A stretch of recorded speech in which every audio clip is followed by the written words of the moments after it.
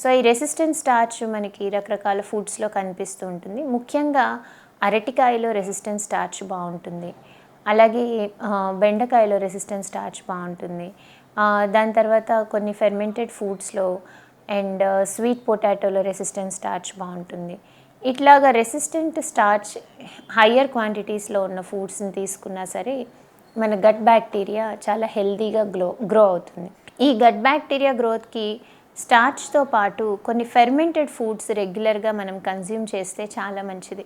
So fermented ఫుడ్స్లో కూడా మంచి bacteria అన్నవి డెవలప్ అవుతాయి. ఈ ఫెర్మెంటెడ్ ఫుడ్స్ ఏంటి?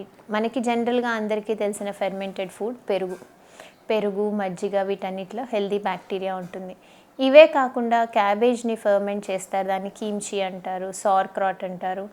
అండ్ కంబూచా అని ఫెర్మెంటెడ్ డ్రింక్స్ దొరుకుతాయి.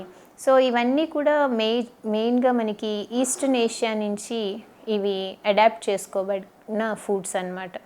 సో వీటిలలో ఫెర్మెంట్ చేయడం వల్ల వీటిలో గుడ్ బ్యాక్టీరియల్ గ్రోత్ అనేది ఉంటుంది. సో ఈ గుడ్ బ్యాక్టీరియా మన స్టమక్కి రీచ్ అయితే మన స్టమక్లో వాటి నెంబర్ పెరుగుతూ ఉంటుంది.